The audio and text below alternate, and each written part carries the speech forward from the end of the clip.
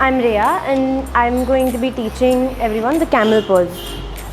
First, you need to stand behind your hammock, put your right leg in, then left and go into Vajrasana. Grab your upper bar, slowly push your belly out and hold for 30 seconds with normal breathing. Look up.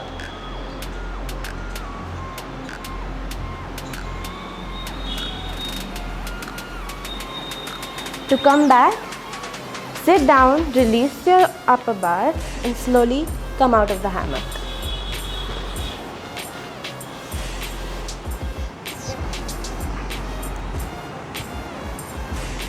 Okay, release.